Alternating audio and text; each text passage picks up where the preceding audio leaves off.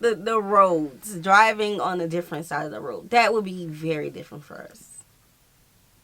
Yeah, it's like that little small reflex you get.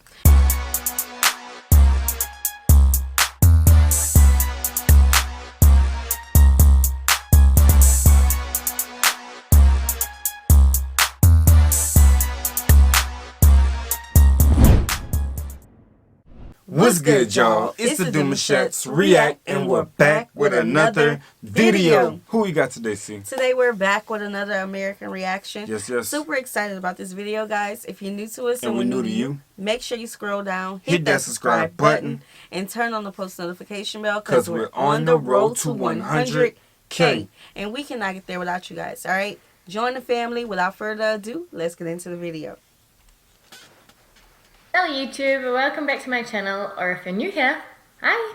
My name's Rosie and I'm a New Zealander who lives in France, and I make videos about New Zealand, France, and all the travel we do in between. One of the questions that I get a lot from both French people but also the Europeans around me in general is, what are the kind of rules for going to New Zealand? Can you give me some tips? And it's kind of tough for me because New Zealand generally, you know, is full up of really laid back, easygoing people, and I would almost say that anything goes. They're open, they're friendly, and I think for most people traveling or even moving to New Zealand, it will be a relatively easy integration, I think, compared to what it could be in some countries. However, as with any country, as with any culture, there are definitely some sort of social norms and things that you do not do, either because it will be offensive, culturally inappropriate, or you'll just come across looking like a bit of a dick. This is what this video is about today. All of the things you do not do when you go to New Zealand. So the first thing not to do in New Zealand is disregard or disrespect the Māori culture. Māori people of New Zealand, I guess, are what you would call our indigenous people of the country, and their rituals and their culture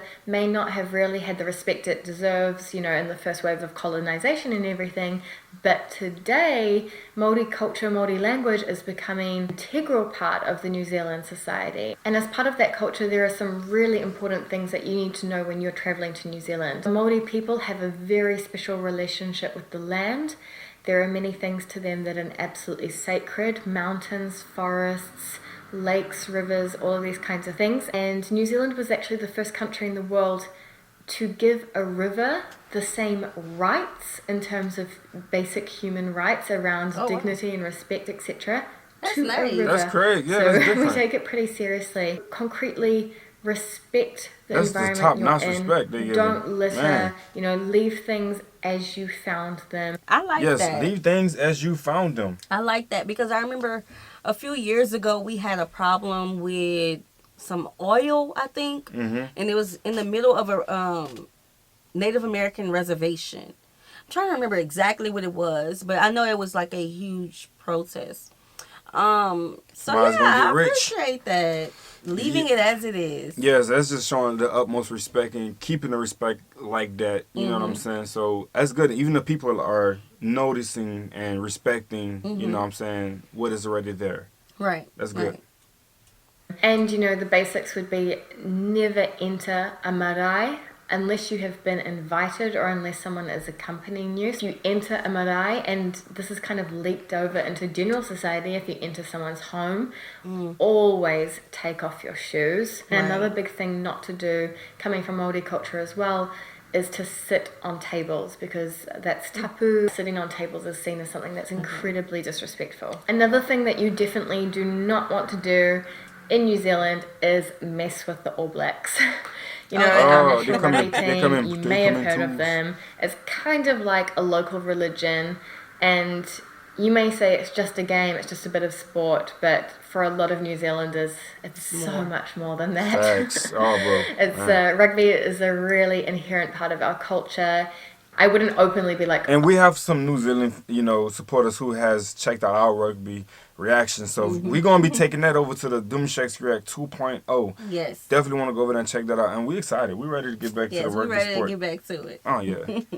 oh, such a waste of time, such a stupid game. You know, I've had people be like, oh, why do you guys like rugby so much? It's so boring and Ain't that kind no of thing. way. Beware that may have some negative feel reactions some from type of people way. if you They do don't that. watch what we Another thing watch. to Right. not do in New Zealand is go there without reading the New Zealand road code and understanding a little bit about the driving rules, because we drive on the left-hand side of the road, which not everyone's used to. Our roads can be very windy, going through mountains and hills.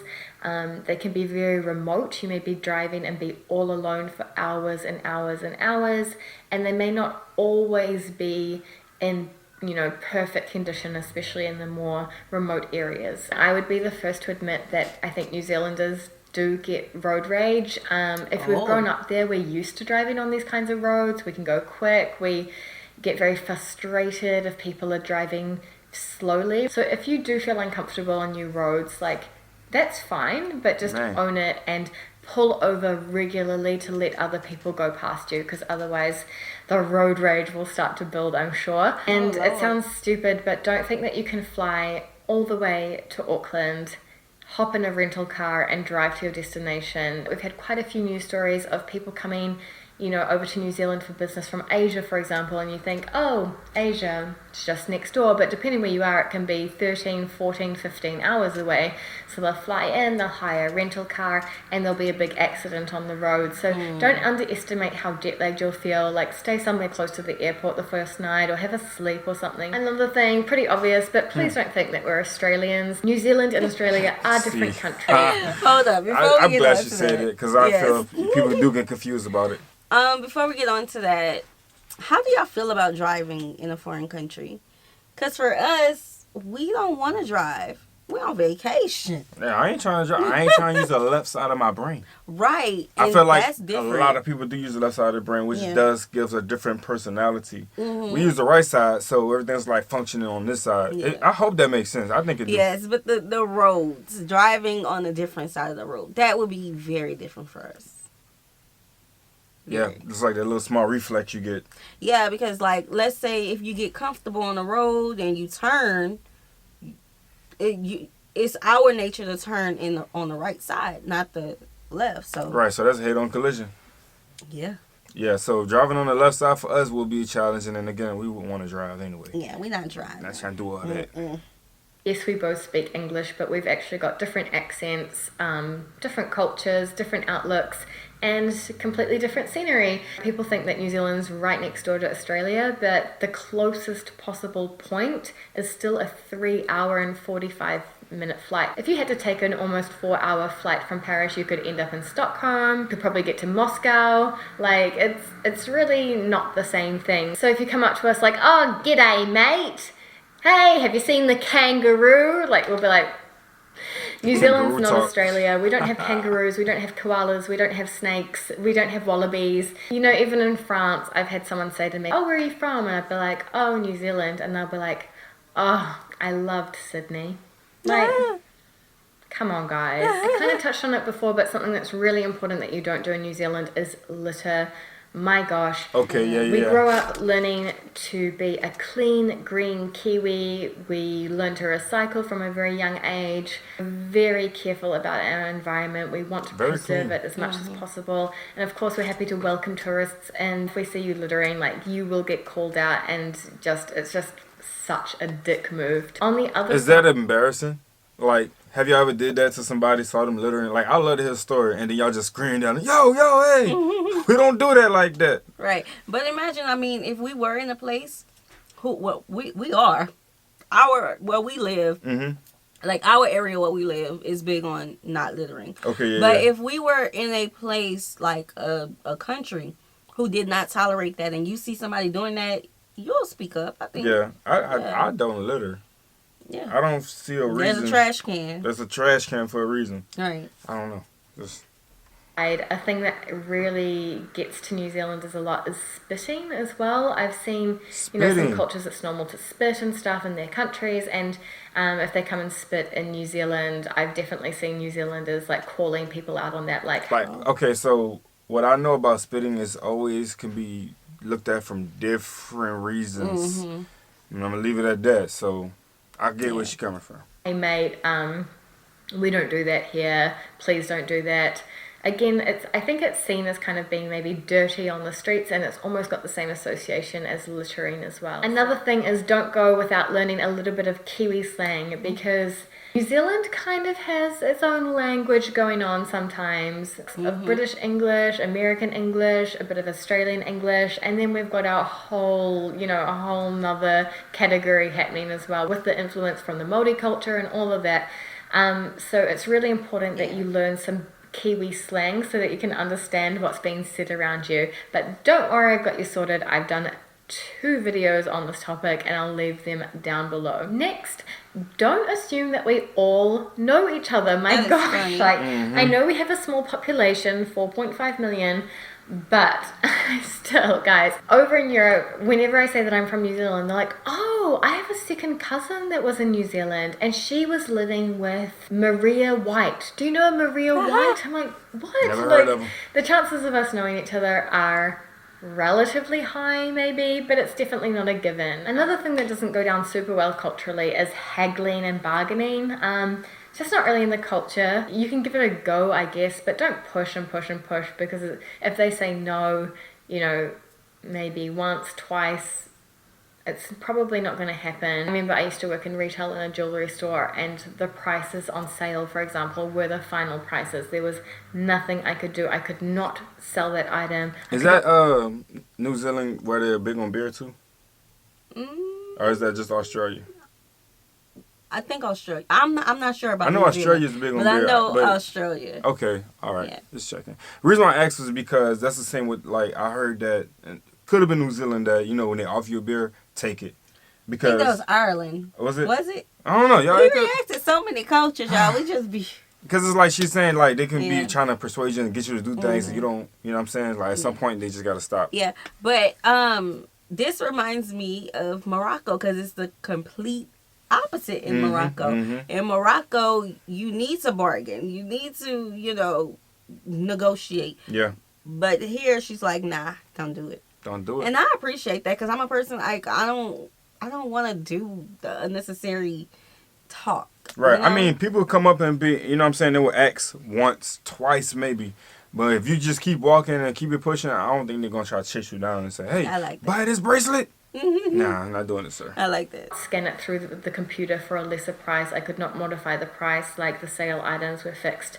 And I'd have people that pushing and pushing and pushing to get a discount, and it's just not going to happen. Not because I don't want to, but it's like literally nothing I say. Like, the prices are fixed. We don't have a negotiation, bartering, haggling kind of culture. And so we literally don't have the systems in place to give you the discounts that you desire. Another what not to do in New Zealand is do not assume that we've got good public transport, because we don't. No. We really, really don't. If you want to travel around New Zealand, you're going to need a car for sure. Within the big cities, there are buses, but we don't even have underground trains. In Auckland City, for example, you fly into the airport. The only option you have to get from the airport to the city centre is bus or taxi/car. There's no trains, not ideal. And so just plan that, because you can get a lot of cheap buses and transport, and you can, buy vans from other backpackers, and you can hire cars, but you're probably going to need a driver's license if you want to see a lot of the country. Another what not to do is don't come to New Zealand and not go off the beaten track. You've got a country where some areas are just so well preserved. You feel like it's the beginning of time. It's really, really incredible. And, I know that logistically it may be easier for tourists to stay around Queenstown and Rotorua and Auckland and Wellington and that kind of thing. But it would be such a shame to waste a trip to New Zealand on the cities. Cities aren't very good looking, don't have that European architecture.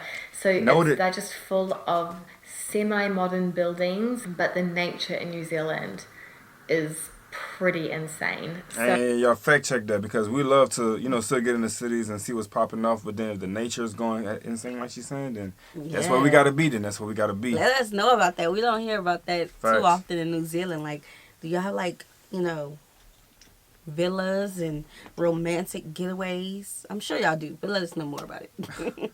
So, as I said just before, you may need to hire a car, but do what you've got to do to go to the more remote areas, because that's where the magic happens. On the other hand, I want to just advise, don't try and see too much. New Zealand is a country that's incredibly diverse, so I can imagine it's super tempting because you've got a more like tropical, beachy vibe up the top of the North Island. You've got glaciers and Alps and fjords down in the South Island. The cool thing about New Zealand is that you can drive for 2 hours and you'll see a completely different look, a completely different landscape. And to be honest, I think if you want to do both the North and the South Island, you need at least 4 weeks, and that would be rushed. Stick to one island because, as I said, the landscapes will change so rapidly. It's not like Australia where you need to drive for like hours and hours for the landscape to change. Don't stress too much. You'd be much better off going deeper into the area that you're based in or the island that you've selected than trying to see absolutely everything in the one trip.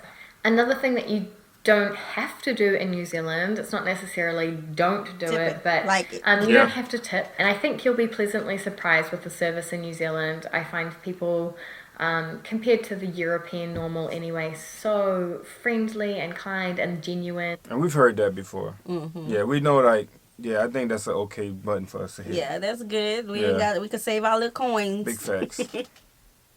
Obviously, if you have excellent service, it's up to you what you want to do with your money, but people in hospitality roles and customer service are getting paid a base salary, so you don't need to tip them. It's not like the US, for example.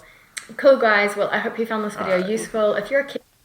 Well, this is a good video. Yeah, a lot of good points. Yeah, so we have a lot of New Zealand supporters. Y'all have been quiet lately, but it's fine. We hope you guys enjoyed this video with us. Like this video, subscribe, turn on the post notification bell. We have enabled our super thanks if you like to support the channel that way, as well as our join feature to become a VIP member of the channel. Send in your reaction requests through our subscription box below. We'll see you soon. Peace.